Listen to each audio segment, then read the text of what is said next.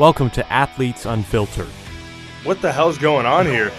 I literally told him, I was like, you're in high school. And then he's like, no, I'm not in high school. Like, you fucking idiot. You know? I was like, jeez, this guy's definitely not coming here now. The podcast made by the athlete for the fans. Kind of the main difference is that we're just pouring our hearts and souls into the sport. And I know our guys want to win. And that's what hurt in that moment. And what I had to kind of overcome and come to the realization, you know, this is what I signed up for. Now here are your hosts, Adrian Martinez and Geoff Ekstrom. Whether you are grocery shopping, doing homework, it doesn't matter. We're glad you decided to join us here on episode number 10 of Athletes Unfiltered. I am one of your hosts, Geoff Ekstrom, and as always, his Nebraska quarterback, Adrian Martinez. Adrian, episode number 10. We're at that mile mark. How's it feel? It feels good. Feels good to be at the 10 episode mark. I just know we have so much more in store, and this is sort of the beginning. So excited we made it this far and that it's kind of evolved in front of our eyes, and that's been pretty cool. And excited for this episode as well. We're going back to the O-line room this time. We've already had Cameron Jurgens on, and we've had a couple of others. But O-lineman group, Bryce Benhart, Turner, Corcoran, joining us here. And we got some good things to talk about with them.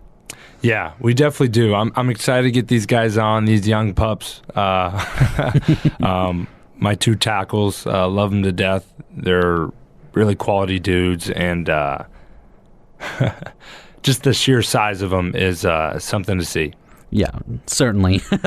But before we do that, let's talk a little bit about the O-line room. I mean, recently they had the whole O-line got to deal with muchachos, right? Yeah, muchachos. I love seeing that. I guess it was like they got the Pipeline burrito. They've also made a Twitter account called The Pipeline.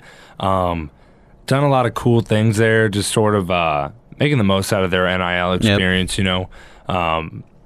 My guy, Matt Sichterman, he graduated software engineer. I think he's getting his master's now as a software engineer, something like that. I mean, the guy is just super smart is what I'm trying to say. He's absolute stud, worked at Huddle during the summer, just a jack of all trades. But he's kind of seems like the head honcho of organizing some of the NIL deals. There's a lot of passion in that group to get that stuff done. So excited that they got that. I think we have some more stuff coming in the future. Hopefully I'm integrated in that as well.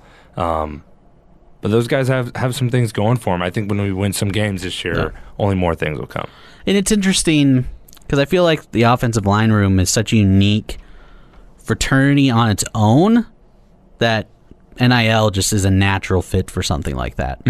Yeah, I would agree. You know, there's a real sense of, I mean, there's brotherhood across the team, but the O-line room is different in a way. And you'll definitely hear our guests touch on that. But NIL and being able to, you know, a company, whatever, being able to adopt a whole room, a room that has an identity, the Pipeline, which I know we'll touch on, but it's really cool to have seen for me, guys, when I was a freshman, they were seniors, and just the kind of the culture in that room and how it was established by Coach G and some of those older guys and how it's truly carried over to now. And those guys have held on tight to that, and I love it. Yeah, and I mean, it's interesting, too, because, like you mentioned, these guys are on the younger side, freshmen, sophomores, and this year is kind of the first year of the changing of the guard. I mean, the guys who were older, like Farniaks and whatnot, that were here when Frost came in, they were in the previous regime. Now, all those guys are mostly gone, and now it's all Frost guys, and they're all kind of a mix. They're young and old, but still, it's kind of like a changing of the guard a little bit. Yeah, I would say it is. You know, guys like Matt Farniak and Brendan Hymas, guys who played a significant amount of time on the line. We had like Bo Wilson, some other pieces in there that had a lot of starts under their belt as Nebraska Cornhuskers, and they're not here anymore. But that culture still remains. I mean, I feel it and I love it. But there is a changing of the guard of like guys who were recruited by Frost are in those positions now. So it's been cool to see that. It has. But that culture's been steady with Coach G at the top there, and those guys just embracing it. And it's truly a great example for the rest of the team. And for you, Adrian, too, I mean, does it kind of feel weird a little bit, too? Because you're the first group that came with Frost here. Now you're a senior. You've seen the culture change throughout your 4 years here in some of the hardships and whatnot that the team has had to go through to get that culture established. I mean, how does it feel now to be that old dog and seeing all that change? Yeah, I mean, I feel like an old dog. You know what I mean? Truly do feel like an old guy in the locker room. It's just funny how it goes. But I love my role. You know, I love being that guy who has experience and hopefully is able to influence the younger guys in a positive way, in a way that'll only make them better individually and as a collective in the program moving forward. So I cherish my role. And I take it seriously. You know, it was a little bit weird whenever I got to that point where it kind of clicked with me, like, yeah, I am one of the older guys on this squad. But I love it. You know, I remember the guys who influenced me when I was first coming in, like the Gerald Fosters and the Stanley Morgans and Divine Ozigbo, and how much I looked up to those guys at that moment. And now I'm in that role. So, and I think I want to kind of get your perspective on this, too. As that quarterback, you're always the leader of the team. But how has your leadership style had to change as you get older? Because not only do you have to focus on winning games and the success of the team right now, you also have to prepare to nurture and mentor the guys that are going to take over once you're gone as well. Yeah, and I think it's a blend of leading by example and leadership is performance, and performance is leadership. So that's something that my coach, Coach Verdu, always says, and that comes down to, you know, for me, it's what it looks like in the weight room, off the field, meals, just the little things. It's got to be constant, and that's a little bit of example. And then performance is generated through practice and through games. So executing on the field and doing it every single day, and that's just something that I've sort of continued to evolve in my time at Nebraska. I feel like I've always sort of been in that role in a way, and now that I'm older, I'm just better equipped to do that the best way possible. You know who's equipped at protecting Adrian's blind side? A couple guys we have coming up. Turner Corcoran and Bryce Benhart. Coming up on episode 10 of Athletes Unfiltered. Don't go away. Plenty up ahead.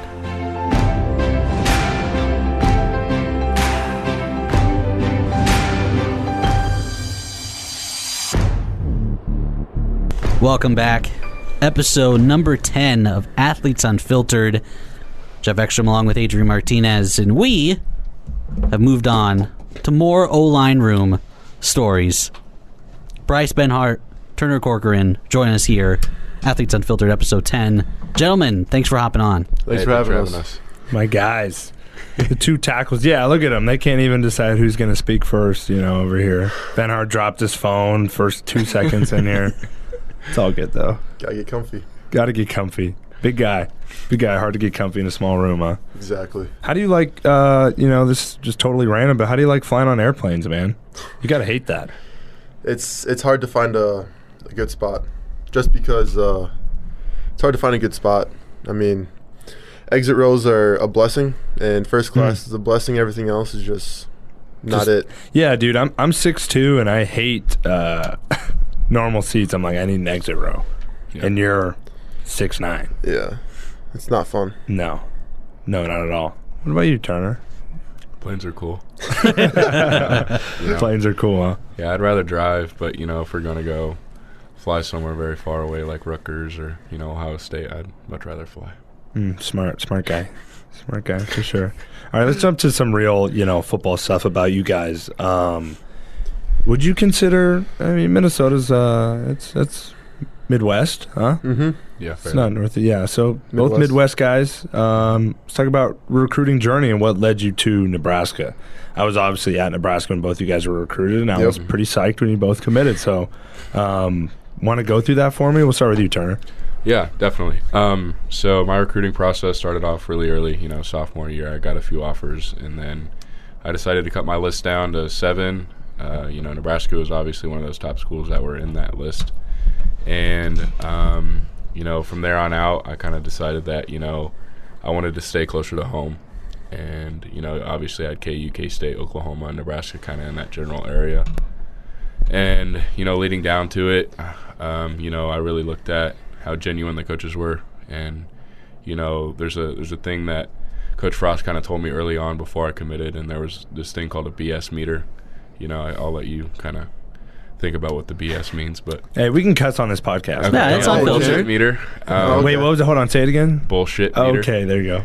And but no, so I was able to kind of disguise what I wanted to do as going forward with my recruitment and pick out what schools, what meters, were higher than others. And from there on out, I knew that Nebraska and Oklahoma, KU and K-State were those leading schools, and ultimately I picked Nebraska because it just felt like home to me. No, and I also want to give a huge shout out to my old basketball coach from high school. He was a huge Nebraska fan. He helped me out a lot throughout the process of, getting to and from games and stuff like that. So, huge shout out to Sam Stroh. So he's awesome. There you go. Shout out. You played basketball in high school as well? Yeah. You told me about there's a cool game. You tell it. So every year when our local high schools play each other, Lawrence High versus Free State, I went to Free State. We would play at Allen Fieldhouse, which is KU's basketball coliseum or whatever you want to call it. And, it was a really cool atmosphere being able to play against them in such a historic building or historic coliseum. You putting up buckets? What'd you average? Oh, dude, I was... Hey, I'm not a he scorer. does have one huddle highlight. I do have a huddle highlight. Did you jam on somebody? Nah. Just No. It was like a spin move. It was a nice little spin move, and then Little a fake layup. little pump there. No, it wasn't a pump fake or nothing. It was just a spin move. It was a spin move into a layup, and had the bench all excited. But it was His one famous clip. One famous clip, but not all you got? famous at all. damn. I was more of like a rebounder, and I was there for like fouling. So setting screens. Hey, big I body. respect it. I respect it. Big body for sure. Benhart, what about you and your process? I mean, my process was very tight. I didn't let a whole lot of schools in. I had places that come in and visit and gave me ultimate a scholarship to go play at their school, but I ended up keeping it close. It all ended up really coming down to Wisconsin and Tennessee, and here Nebraska came in late in the game. I just didn't like the South. Like Tennessee just wasn't. Just didn't fit you. The heat really wasn't there for me either. That was a big problem Big too. Minnesota guy. Yeah. Cold weather. I'm better in cold weather than I am in hot, tell you that much. Sweat too easy. I want to be closer to home and have a place where I could build the program and build people around me that will want to strive to be great. And the coaches here are great, and G does an amazing job teaching more than just football and about life, just like every other coach here. I was speaking about that a little bit before with Geoff, just about the culture of the O-line room and how much I love it. I love it, and it's a great example for the rest of the team in all, like, sincerity, like, seriously. And when I first got here with Gerald Foster and Tanner Farmer, like, that stuff just gets carried on down the line. Like, there are stories that don't leave, even though those guys leave. I mean, they stay throughout the room, and you guys have, like, really held on tight to that. And even though guys like Jaime and Farniak have left, that culture stays true. We actually called Farniak about the other day about a call. What was it? It was a Zoom call. You know what Zoom stands for? No. Yeah, so we didn't either. Okay. So we But we don't know what the call meant for, but not like Yeah. the exact acronym. We didn't know the Okay. exact G had it acronym for it, so we had to call Farniak to prove a fact that remembered. if he knew it, but he didn't remember, so G was all messed up. So G was fucked up. G was Yeah, G pissed was at fucked us. Yeah. He's like, how the hell do you not remember that? And Call Farniak for some backup. Didn't But work out. Farniak, it didn't help. Backfired. Farniak remembered. So. Oh, he did remember? Yeah. Oh, shit. So it was like, oh shit. That's awesome. And seeing those guys and their success right now is pretty cool, too. Oh I yeah, know 100%. Jaime's out there with the Chargers, and I know Playing Farniak's guard. in the 2 deep. Yeah. Yeah, that's DK nuts. Playing got a left sack guard last right now night. with Slater. I saw that. He's playing guard? Next to Slater. What a freaking beast. I mean, The two rookies. I just knew that guy was going to be successful, though. I mean, he's a stud. Definitely. And then Farniak is doing really good too right now. Yeah. Dallas, right? Yeah. Yeah. He's with the He's Cowboys. playing center guard, I think, right now. center at least. Last time I saw. And that's a huge asset for them both, is having that flexibility. I mean, I know Farniak for us played center, guard, and tackle he in can his play all time. five. So that's pretty big asset for a team. Definitely. You can have something Swiss like Army that. knife. How much of a good spot, though, is it for Hymas? San Diego? Well, He loves dude, it. they're in Los Angeles. He loves it. Yeah, Oh, I that's heard he right. does like it a lot. I bet he does. He does. Probably reminds him Warmer more weather. of, like back home. He's from a Texas. big Texas guy. Yeah. Yeah, we'll have to get him on the pod. Oh, that'd be cool. Yeah, That'd be real cool. definitely. We will probably in the spring or something, maybe in the winter. Get When they're Luke off. Gifford, too. Yeah, Those we're Cowboys gonna now. we're gonna get some of those like former Skurs on the pod. But back to you guys. Back to this pod.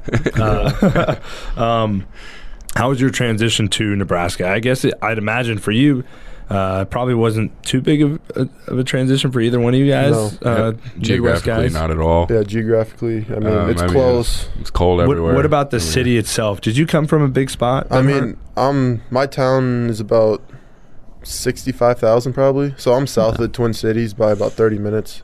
So it's still fairly large. yeah, like a suburb-ish. Yeah, it's a big suburb, yeah. And it's still growing today with young families and stuff. Young families, man. This guy sounds like he's on fucking ABC 30. 60 minutes. Yeah, you're on 60 Minutes. I know Turner came from a population of like 3 people out in Kansas, so I'm from Lawrence. I'm just fucking. I know you are. No, Lawrence is a cool town to grow up in. Yeah, I bet. Had KU there, obviously. It's a great college town, but I had to get out of there. It wasn't really for me anymore. Still had some similarities to Lincoln, but Lincoln is just an awesome spot. Yeah. overall. Yeah, definitely. That's interesting. Did you grow up going to games a lot? Oh yeah, They had some pretty good years, didn't they? Yeah, back when I was a kid, back in like 07 or 08, we would go to games all the time. Back when they won that Orange Bowl with old man Gino and company, and then things just went south after they had to get rid of him. Growing up, I wasn't able to go to too many basketball games just because of how quick they would sell those things out. I can imagine. But no, those basketball games are really, really awesome, really intense. And Yeah. their arena, it'll be like negative 10 degrees outside in January, and then once you get into the arena, it's like 95 degrees. Oh, It man. just heats up so fast because of I bet just the everyone bodies in there. jumping it up and down. It's awesome. It's real cool. Let's say that 07 Kansas team was very fun. Yeah. They had some What? studs. They played Missouri at the end of the year. It was like 3 versus 5. It was nuts. That's pretty sweet. Yeah. Old Big 12 action there. Huh? Yep. But ever since then, none of those teams have been relevant. Missouri 1 year? Did they make the SEC title game 1 year, right? I think it was like Year. 2013 or something. They played Auburn. Yeah. I think Yeah. it was. Uh-huh. Yeah, they were But- pretty good that year. Otherwise, they have not done Yeah. much. No. I mean, I would imagine it'd be hard to get into the SEC that way and Yeah. just become like a power that way. It's just different. Yeah. And conferences have different. Like there are certain positions. I don't know. Like I'd say the O line and the D line in the Big Ten lean towards the heavier side. Like we're bigger personnel, bigger linebackers, Yeah. bigger. And the Big 12 is a little bit lighter, Flashier. maybe a little faster in certain Yep. spots, but like that is true to conference. You know what I Yep. mean? And so the SEC, there's I would say probably a blend of that. Oh yeah, they got it all. But they have a lot of size though too. It just depends where you're at. And speaking on that, let's talk about the weight room. Let's talk about your transition, Geoff. I know you mentioned it a little bit. Yeah, but I know that was a big deal once you committed here. It was like, wow, this guy's 6'9", 300 pounds, but really skinny. Get some weight in there. Yeah. I know that Oh, was a yeah. big deal. How was that Get adjustment? roasted, kid. Wrestler. I mean, I was a wrestler in high school, so Oh yeah. I always had to be 285, so I was really skinny there. I mean, Is there like a cap on that? yeah, it's 285. Oh shit. Do they not give you flexibility? Because I know like wrestling. You they- sometimes get like a 2-pound allowance or whatever. Oh okay. So, All right. no. Not So much. nothing crazy. Yeah. So like my senior year of high school, I had to cut 20 some pounds. Good So Lord. like after Thanksgiving was our state championship football game. We played that, won that. The next week, we had a wrestling tournament. I missed the whole first week of wrestling, so I had to lose 25 pounds to wrestle on Friday or Saturday it was, and I ended up losing it all. Wow. Jeez. How'd you do it? Do you not eat? I know that stuff can be like, brutal for wrestlers. It's you have to like watch your sodium intake and salt and just like No carbs. Yeah, no carbs. No carbs. But like, it's like, yeah, carbs, sodium. Like, all I was eating, a few slices of just straight deli meat, a tiny little orange, a half a bottle of water a day. Imagine that diet right now. Like, that'd be awful. Going through fall camp. You wouldn't make it. You wouldn't make it. No, you couldn't. No carbs. No carbs. Good grief. That's absolutely brutal. It's awful. Imagine. Yeah. What would I know I had this experience a little bit. I imagine it's probably even greater for you guys. But when I first got here and got in the weight room, I started putting up weight I couldn't even imagine probably a couple weeks prior of putting up in my life. You know what I mean? Just because of the way you get pushed. Would you say that was a similar experience for you guys? Yeah, I totally agree. Duval right behind you too. That just, and everyone else is heavy lifting. You're not like the only strongest one in there. Like, yeah, it's in not high like school. Yeah, for sure. And now when you're in college and everyone's bigger, taller, faster, stronger, and you see, I don't know, Cam Jurgens squatting 8 plates, and you're like, oh shit, like I gotta do this now, or you something. gotta up your game up. Yeah, you're raising that bar. You gotta compete with the big dogs now. That's for sure. But were you guys overwhelmed at all by the adjustments to lifting that much and gaining that much weight? Yeah, I would definitely say I was a little bit overwhelmed just because I graduated early. Adrian, you graduated early. I did. And Nope. Yeah, I know. Yeah, I know you didn't. But yeah, no, just getting thrown into the fire right away, diving into the water head first without dipping your toe in, like Coach Frost says, is detrimental to how well you're going to be able to grow as an individual here in Nebraska. So yeah, you just got to go for it. Go for it. Rather make a mistake full speed than a mistake half speed. Yeah, that's the way it goes. What has like your NIL journey been like? I wanted to ask about that. I know the muchachos thing. Geoff and I talked about it earlier.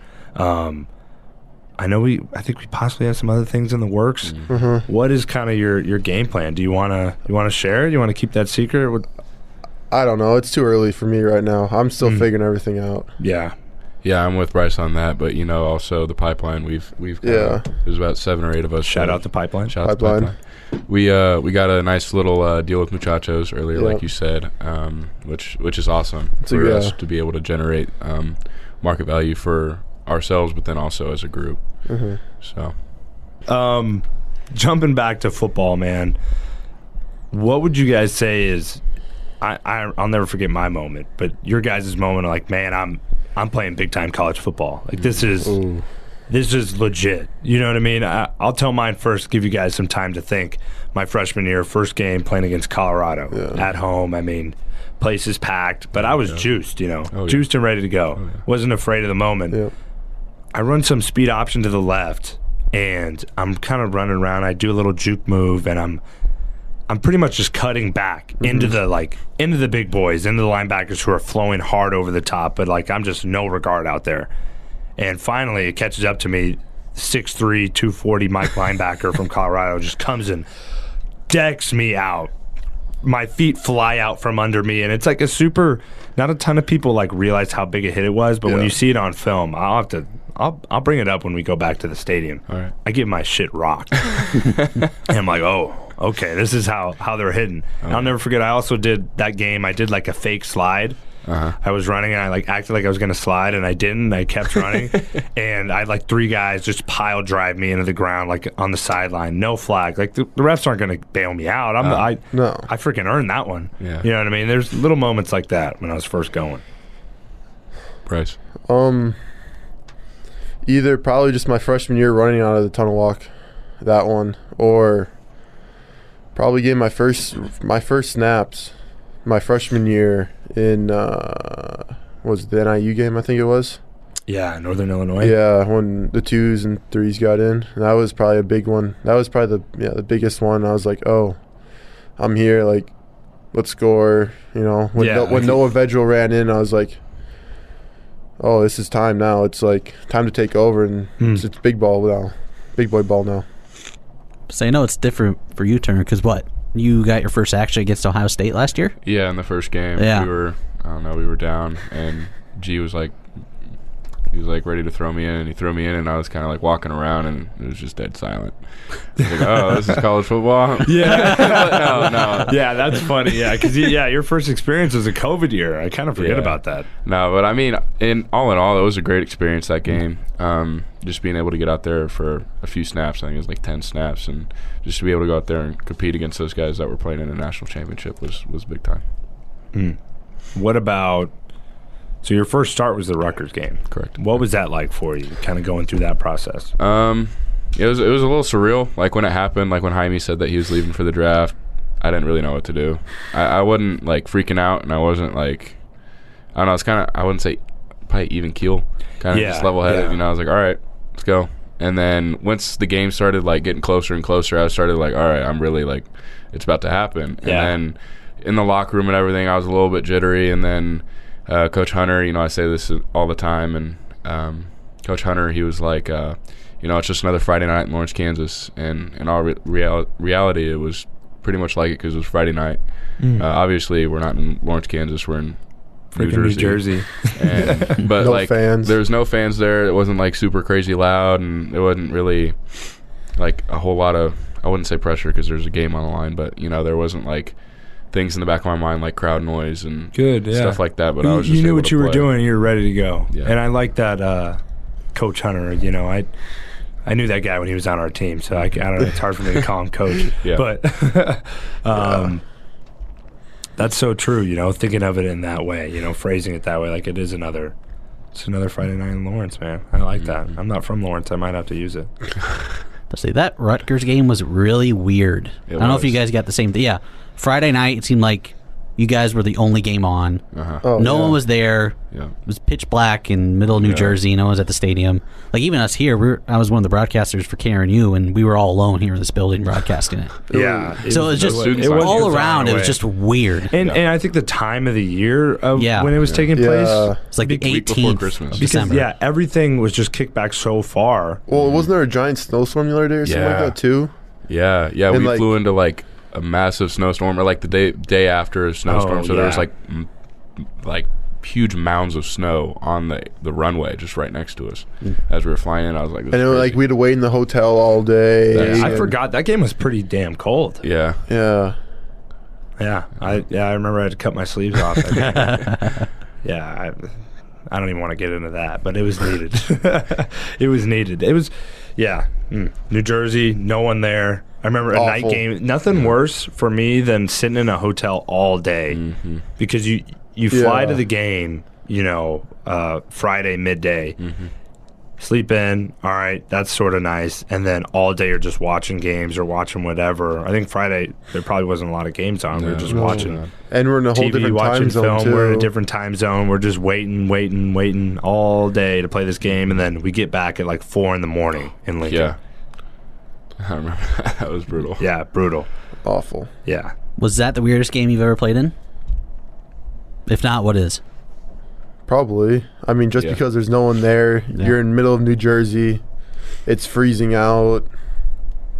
That Ohio State game was weird for me. Yeah. That first one, just because I had just known, you know, I've played at Ohio State before in front of a full stadium, and you know, towards the end of the year, and it'd be electric, you know. And then we have Fox game day there. It's empty. You know, the horseshoe's empty. Just freaking weird. Rare sight. Run in for a touchdown, Nothing. and like you hear yourself, you know, yell. You don't hear no booing or you don't hear boo. You don't get to silence a crowd that's already quiet. You know, it was bizarre for me, and then I sort of made that adjustment as the season went on. Or I'd say probably just playing in Memorial with no fans, like walking out there. It just seems like a Sunday morning scrimmage that we'd have in spring ball or fall camp. For sure, it was bizarre. It was bizarre all around for that. I love asking this. Yeah, who's your? Okay, well, two different ones. First, who's the best player you've played against? And that could be practice, game, high school, whatever. Maybe the best player you played with, and then we'll do a separate one about who your favorite player is currently. So I know that's a lot to process. I know you guys got it. Bryce, you got it. I gotta think. Turner, you got it. All right. I'd say the best player that I played against going back to high school is probably Brian Bryce. Oh gosh, yeah. Yeah, he's a Clemson D tackle now. Back in the All-American game. And then the best player I played with in high school would probably be Bryce Young. He was a quarterback on the west side. He was a stud. And then what was the third one? Who your favorite player Favorite is? player is? Maybe who you idolize your game after. I already know what you're going to say. You're going to say the boy. Yeah, definitely. Taylor Lewan. Yeah. Yeah, The boy. Shout out the boy. He, he after last year during COVID, G gave us those scouting reports, like guys to we look watched at. them. And I was watching Taylor Lewan and David Bakhtiari, and I watched a lot of those too. Trent Williams. Trent Williams a little bit, and watched a lot of those 2 and 3 guys during all of quarantine, and kind of tried to model my game after them. So, Yeah, that's sweet. Yeah. High school. Well, it could be college too, like the best player. I you played mean, against, college. too. I mean, there's that one Shaka Tony or whatever on Penn State. There are 2 Penn State. Those guys who got drafted. Yeah, they were pretty talented. Patty Fisher wasn't bad. He was pretty good. Patty Fisher isn't for me one of the top 5 guys. I'd say he's one of the. He just intellectually, I think, was on a different level. I mean, I played against him every year, and he was like a 4-year starter, all conference guy. Very good backer. Yeah. And then Ohio State's Jonathan Cooper, number 0, I think he was. Yeah. He got drafted too. So those guys who got drafted, who I played with, like I could say in the All-American Bowl, like there's Graham Mertz or there's Spencer Rattler. But what about your favorite player? You have a guy you really like watching his game, feel like you can emulate? What's his name? San Francisco. The right tackle, Mike McGlinchey. McGlinchey or Trent Williams. There's the boy Taylor Lewan. Yeah. Ronnie Stanley. Those guys. What are your thoughts on like those guys? I feel like we're in a good spot right now of linemen getting more recognition than they have. Definitely. Which is, I think, damn well deserved. Really cool. I think people are realizing just the monumental importance of the position. Yeah. And there's getting more recognition, and there's things like podcast Taylor Lewan. There's all types of different things. Do you think there's a guy out there that's undervalued that isn't getting the recognition that you guys could point to? Ooh. That's a tough question. Never thought of that. Maybe Joe Thomas. Just because Joe Thomas is going to the Hall of Fame. Joe Thomas is like considered the greatest offensive lineman of all time. But Like I mean, still, he still didn't get that recognition. Not while he was playing, but post. Yeah, post. And I think that might play a role too, which is interesting because now he's kind of a bigger face on the scene of just talking about NFL football. Yeah. He's like the ultimate franchise guy. Yeah. You want because he was loyal. He's good for however long he played. Yeah. And never missed a snap. Yeah. Only There's a crazy story about him saying he was in the huddle and he didn't even know who the quarterback was because they had like 20 plus guys while he was there. I mean, how nuts? Yeah. Um. Yeah, that's tough. No answer. I stunned the boys. They don't know. I don't know. That was Just that was because a good question though. People, I mean, like Quentin Nelson's getting more recognition now. Yeah. Just from all his he is. badass shit that he does in the field. He's a freaking beast. He's a psycho. Is there like an O-line group that's known to be the top right now in the league? I don't know if you guys keep up with NFL a ton. Are you guys big NFL guys or not? Yeah, a little bit. I think the Kansas City Chiefs, they kind of gonna say that. they kind of recruited really well in the offseason with Orlando Brown. Wait, hold on, just so the listeners know, you're a Chiefs fan, right? Oh hell yeah. Okay, just making sure there's bias confirmed. Yeah. I can see the Packers because of Bakhtiari and Dennis Kelly. Yeah, I can see that too. Also Or the Titans Eagles. or the Colts. Eagles are solid. Lane Johnson and Kelsey and them. 49ers. Lane Johnson. Those are obviously like top 5, top 6 he's guys in massive. the league. Lane Johnson's. There's a picture of him. Have you guys met some like any pro linemen outside of the guys who have played here? Trey Smith, I've met. He hosted me on my official Tennessee. Tennessee. Trey Smith is a really cool guy. I've met him. I was committed to Tennessee, so I got to meet Trey. He's a really cool dude.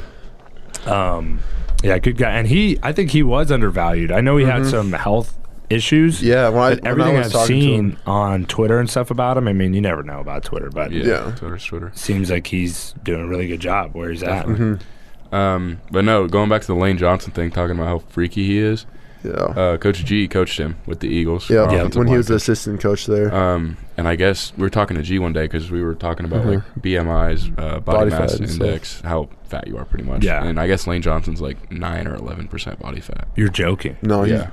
he has like a full like 6-pack and Yeah, everything. dude's got a 6-pack. He is shredded. And how big is this guy? He's like Like 6'7", three 315. bills. Yeah. See the That's and kind he of is picture. 9, 10, 11% body fat, Holy which crap. is just unheard of for an offensive Is tackle. Kelsey still playing on the Eagles, isn't he, or no? Yeah, Is he's still done? the center. Should be. Yeah. That's crazy. Because he doesn't even, like, he just doesn't look, you know? Not at all. Jeez. Yeah, Dude's cut up. Goodness. Yeah. What do you think about kind of the pipeline tradition at Nebraska and the guys who come back and who work out here? Have they been, have you kind of sought out some of their advice at all just about the route they've taken? I know now we have a starting center with the Giants. He was back a couple years ago. I haven't seen him I recently. haven't talked to him. Nick Gates. Yeah, right? Nick Gates. He seems like a Brent good dude. Is it Quavale? Yeah, Corvell. Covell, and then I've talked to the guy who him. played for the Jets. Yeah, that's him. him. There was another guy. I don't know if he's on a team right now. He was the center there. Oh, I don't know. I'm not sure. But no, me, Bryce, Cam, Piper. We've seen Brent in there in the Hawks just working out, and Yeah. we've talked to him. And we've been doing our O-line drills, and he came and joined us and have talked to That's us. pretty cool. That's sweet. Yeah, he's a We good, also talked to some of the older pipeline guys back from like the 90s. yeah, like Aaron Graham Aaron and Yeah. Graham, A lot of cool Steiny, insight, I'm sure. Just Oh, from those yeah. guys. Ross Zadiska, Brendan Stye. Brennan Stye. And, All those dudes, they just want us to succeed. Yeah, they're right behind us. They're all for us. yeah. Like They're a really good group of dudes. Yeah. So, and we some model, badass stories. Oh yeah, some real badass stories. We Like model that. a lot of our game after those dudes, after talking to them, Yeah. and just being around those dudes. So Making some of your own now, right? exactly. It's a plan, huh? Do they want you to do the cutoff with the T-shirt, I don't know like if the that's jersey? allowed. No, it's Unfortunately, not. It's not there's allowed way you anymore? can't No, show our we should bring stomach. those back. I wish we Soft. could. I genuinely wish we had those jerseys, just like the loose ones. Yeah. Soft ass That like were NCAA. baggy, and then like guys could wear cutoffs. I thought that was sweet. That's Gone out. badass. Yeah, I'm saying, like, go up against a guy like that, and you're in for something. No doubt. No Yeah, kidding. there's a little intimidating factor. Oh yeah. oh yeah. I bet you C Jerks would freaking rock Oh one gosh, of those. yeah. We all Brant would. Banks. Banks He's always would- got his stomach out at practice. This dude will show up to Meetings with a shirt off. meeting. Hey, tarp's like, off. He'll have like one of those huge winter coats. Yeah. and just no shirt underneath. Yeah, and started fall camp. He wore his winter coat, shorts, and some random shoes, and just didn't want to grab a T-shirt, so he just threw on a winter coat. Unreal. He's the weirdest dude. He's a good dude though. He's a great dude, though. He's a good guy. Yeah, Yeah. very good. You'll hear more stories. We take a break. After this, we'll go to Tweets Unfiltered. Best part of the show. Turner Corcoran, Bryce Benhart with us here. Episode 10 of Athletes Unfiltered. Stay tuned. Plenty up ahead.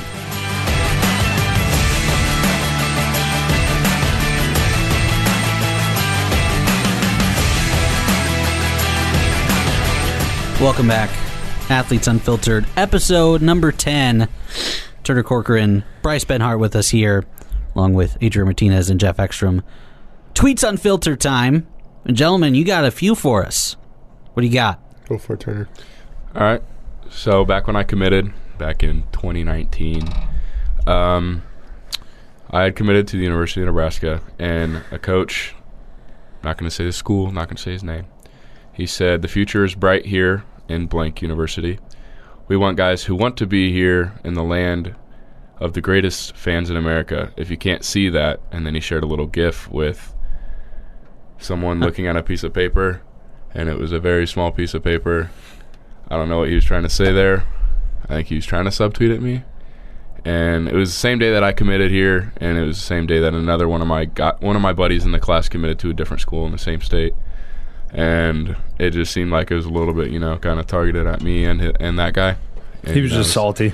Get you right. So when I heard that, the certain conference was, going into shambles, I was ready for them to come and play, and the big old Big Ten. So Get him right, Turner. Yeah. I feel like, any coaches that subtweet or do any of that is just... foul. Why are you in this business then? Well, there's horror stories about that type of stuff where Yeah. guys, call their the coach that was recruiting him, like, hey, you know, I'm not coming to your school, and then just flipping out on him. Yeah. You know? Yeah. And I get it. They put a lot of time into whatever, but I mean, at the end of the day, like, you're a freaking kid making a decision for your life, you know? Like, can't be mad at him. Yeah, you gotta do what's best for you. 100%. Right. What do you got, Benhart? Well, there was a few things that popped up. Like, I could do one that when I committed here, and person back home or something on Twitter popped up, and they pretty much wished the worst for me and said the state is ashamed of you and Jeez. all that. Just flat out, just like. Was it a person behind like a? I think it was a spam account or a some BS account. Yeah, exactly. Dude, screw that. Screw them. I don't get that. College fans. Like, why would you do that to a high school kid that for sure is doing what's best for them, you know? Yeah, but they don't necessarily they just don't know what they can't understand, you know. They have no reference for it. Yeah. So they don't know what you're going through. Yeah. But hey, you made the decision. Look where you're at now. Right. Let's rock. Look where they're at. Yeah. Sitting on Whoever. Twitter. Adrian's pod. Jimmy Bob 5367. Like my masker said, a keyboard ranger. Keyboard, yeah. Masker hitting us with some. You had the cues on? I did. I had the cues on. It was awesome. Oh, I bet. Logan Heinrich. Logan, speak loud enough for you. Yeah, every once in a while. He did a good job. You guys live with him. Yeah. Yeah. You both live with Logan. How is that? And they also live a couple houses down from myself. Oh, Sadly. nice. We're There all you go. Creek members. Mm-hmm. What'd you say? Nothing. What did you say it again? Say it louder. I said nothing. I said Logan's a good kid. Yeah. He loves his video games and he loves him some Meredith. So his girlfriend. his lady back home. So Sneak this. No, it's no sneak this. No. But you know, sometimes I'll get a little upset whenever we're playing Call of Duty, and he'll just mute himself during the middle of the match and just stop playing. And I'm like, come on, dude, Storm's coming. Yeah, if we're playing video games. Storm's coming. Yeah, we play video The gas is games. coming. We got to run. Next thing you know, I walk into his room and he's just on the phone with his girl. We're like, come on, bro. Like, Just decline it. you can call It's her not later. that simple. Just call Trust her me. out. I know. I'm I kind in the of same sympathize boat, with the guy. Yeah, you too. I saw this man Benhart's talking a big game. I saw him the other night. Not a big game. Walking with his girl down the road. little stroll. I know you didn't want to go on that walk. No, it was to her That wasn't car. your idea. Let's go get some food. You were tired. Oh, of Oh, course it was no. food. He Yeah. wasn't going to get food. He was Yeah. walking. To her car down the street. No, they were going on a stroll. Okay. 'Cause that's what she wanted to do, and Benhart was like, So all probably right. like 95, humid as hell, but he was sweating. Ice cream. Ice cream. Mm-hmm. Like, oh, Cap. Go for it. Now, something I'm interested in, I think everyone else would. Take us through your daily meals and what that looks like as Power 5 offensive lineman. I'm intrigued. Oh. I mean, are we going like a weekday or a weekend? Big difference there. Okay, why don't we do weekday during the season? I mean, that's just in the mornings before practice. I don't eat a lot before practice. That's just me. I'm not really hungry in the mornings before practice. I usually just either eat after or I eat something small before, like a protein bar, like a Nutri-Grain bar, or some like a banana and some whatever. And then I'll wait till after. I'll eat, like, we'll have those burritos in the landing. I'll usually have something like that, or a breakfast sandwich after practice. And then a protein shake that we have. And then go to lunch, depending on what lunch is. Sorry, Dave. I still eat it, though. But depends how much I eat there. And then either go home and make some nuggets or something in the air fryer, or a frozen pizza a few hours later, and then So it's nothing crazy like Dwayne The Rock Johnson, who eats like oh no 6 chicken breasts in like one on his, sitting. like on his cheat days. No, it's nothing like that. I'm pretty similar. Breakfast. I'm not a huge breakfast guy, but like during practices and stuff, I try not to eat too heavy. But like on the weekends, or if I'm back home, breakfast, I'll eat a lot for breakfast, and then lunch I'll have like a burger or something after Like we used to practice. have we used to eat dinner at the training table. Yeah. And then we'd come home a few hours later, and then on the grill, we would throw on 2 high-V burgers for each of us and eat that before bed. Yep. And then some Big days, grill guys. Yeah. I mean, I have a Blackstone grill. Yeah. It's one of those flat-top grills. Oh, yeah. Dude, we have one of those too, but Brody has it, and it's just in our garage. We don't do jack with it. I usually make breakfast on it or something with the eggs. Or That's pretty fire. yeah. I bet they cook really fast on that. I made me and Pipe breakfast burritos one morning, or a few mornings. So what's the fridge look like in that household? Because I imagine it's got to be pretty stocked. It's empty right now. Well, I mean, dude, we're getting so much food. Yeah. There just hasn't been a whole lot of time to go heavy. all my meals are at the stadium. Yeah, like At the training our table. cabinets right now are pretty empty. pretty empty. bare. Yeah. I it's respect it. Yeah. not a whole lot. Yeah. I rely on Dave quite a bit for my food. Yeah, And Dave no does a kidding. good job. He And does. there's Really lots good of job. options and plenty of food to go around. Those snacks have 100%. been very good at night now. That's true. Dude, They upgrade them a lot. I mean, we're a little different. I can't really eat those all the time for a couple reasons. One, like, I'll be getting too big, and two, I Trailer too. I don't really get that. I'm not hungry. Like, I just had dinner like a couple hours ago, Right. but it's just different. You know? I mean, there's some nights, like when we had agave, some night I asked Rosie for 2 Yeah. of those bowls sometimes. Just all depends on what it Chick-fil-A, is. whatever it Yeah. was. You get double the boxes or The whatever. Noodles and Company was pretty fuego. Yeah. Oh yeah. That mac and cheese. I think with I all ate that 2 of buffalo. those. I think I might go home and have that. I still have it in the fridge. Huh. Anyways, how about who do you think could put down the most food in your O-line room? Coach G included. Of like what type of food? Big Macs. Big Macs. Big Macs. We have the over/under. Who didn't Cam say? Ethan Piper. Cam said Piper. I'd probably go with Piper too. He's a good sized dude. Maybe Henry. Yeah. I could see Henry. Dark horse. Henry Pipe. I could maybe be in that running. Keegan, question mark? No. No carbs. No carbs. No carbs. I forgot about what's. You know what? We won't get into it. No. Another time. I'd say I could probably be in that running with My money's on Pipe. Pipe, I'm taking Henry. How many do you think you could put down then? Like I don't know. Big I Macs. don't know the last time I had a Big Mac. Well, then what about another fast food plate? You big Wendy's guy? Big Wendy's guy. So one of those, 4 for 4s. I could eat a couple of those 4 for 4s. just a couple? Like if you were on Man versus Food, you know, you're about to win a T-shirt, get your picture on the wall, and like I don't know, $100. How many could you put down? Of the 4 for 4s? Ooh. Or maybe how much just the burger, the bacon, or whatever. Baconator? The Baconator, double Baconator. 6. Ooh. You could probably put down like 6 Baconators. Easy. Yeah, probably. Damn, son. I gotta put down 2 on a good day.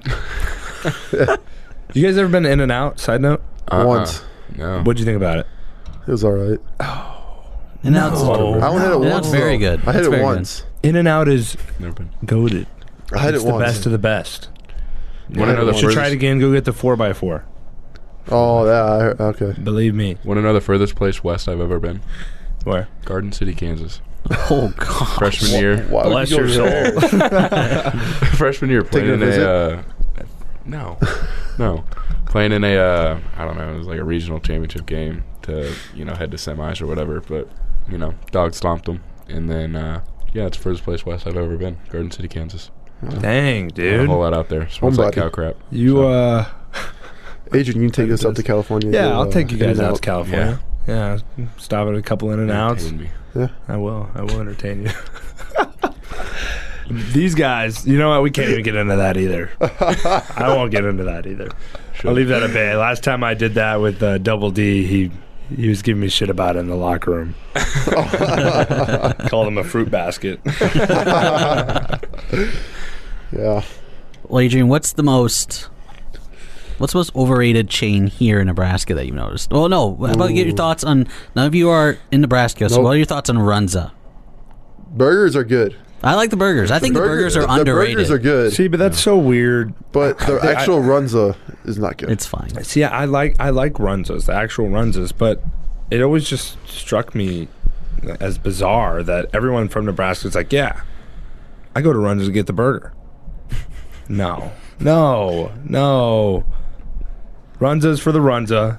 If I'm going to get a burger, I'm going almost anywhere else. Five Guys. Culver's. You see, there are plenty Butterburger. of options. I'll go to Freddy's before. Those patties are like that thin now. Well, it's because they're steak burgers. Freddy's is a I actually rip-off figured out Culver's. for the first time like a couple weeks ago. I had no idea. I was like, why are they so expensive and like look like this? And they're steak burgers. It's like flaky. Yeah. It's like you're eating flakes. I think Freddy's is another Culver's, but worse. Yeah, they just want to be Culver's. Culver's ice Is cream that the good. opinion? That's what I think. Yeah. Ice cream. Freddy's ice cream's pretty good too. No cap. Solid. It's a custard. I'm saying- Same thing as Culver's. I'm saying Culver's is better though. Culver's is way better. My opinion. I respect it. More options. I respect it. What's the one restaurant that you miss from your hometowns? In-N-Out. Oh, Portillo's. There's two in Minnesota now. Portillo's. What is that? It's like it originated from Chicago. It's Big burger place, right? no, it's like Italian meat. So Oh. like hot dogs. There is burgers there, but it's like Italian sausage. There's Yeah. roast beef sandwiches. Very good. Very good. I believe that. Yeah, I'd probably go Burger by Biggs or Pizza Shuttle. Pizza Shuttle. Yeah. Seems like a- 24 hours. So. It sounds like a $5 pizza place. It is. It is. And it smacks. Yeah. It smacks, especially, late at night. Are there any Feeling like hungry. local pizza places around here that are like true to like just what's the Well, one like Valentino's, but like that's not like that's like Nebraska now. Yeah. That's not like Lincoln. Yeah.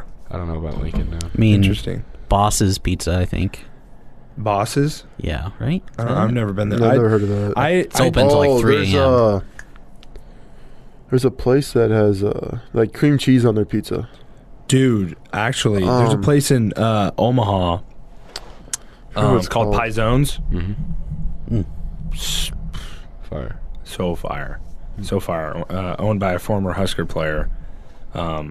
Just top tier place. Free shout out right there. Yeah. That is as free a shout out as it gets. Free shout out. Lob that one up. How about some O-line room stories?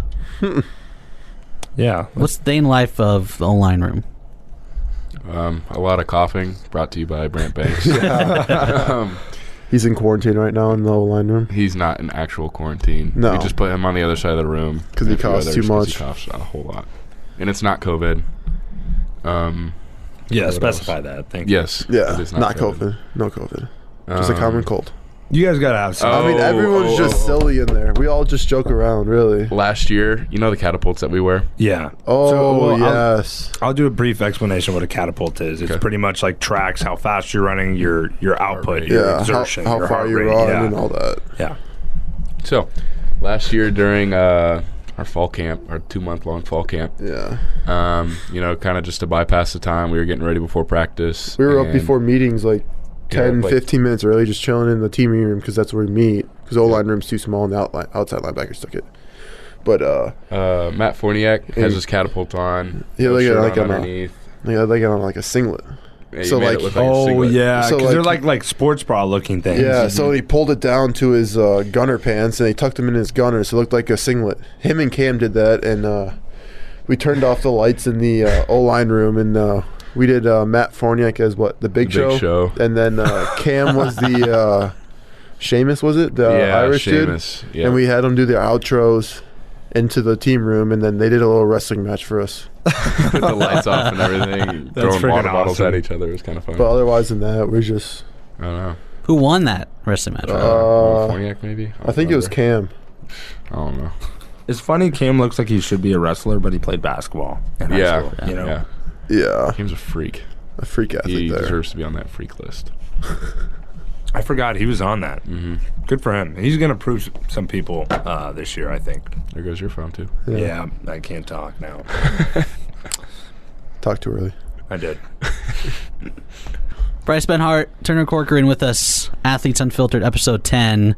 Gentlemen, thank you so much for joining us. That was fun. Yeah, thank you. Thanks for having us on. Thanks for coming on, guys. Thanks too. Make sure to follow the podcast on social media at ATH Unfiltered on Twitter and Instagram. Follow our personals at Martinez the QB and at Exxon Sports. And if you're feeling generous, you can donate on Spotify or Patreon. Exclusive content not heard anywhere else. Thanks for listening, and give these guys a follow. Give the Pipeline a follow. Shout out the boys. They are the freaking engine that runs the Nebraska football machine. About time Adrian shout me out. There you go. There you have it. Follow the boys, and thank you for listening. Thank you, everyone, so much. From Adrian Martinez, I'm Geoff Ekstrom. We'll see you next time.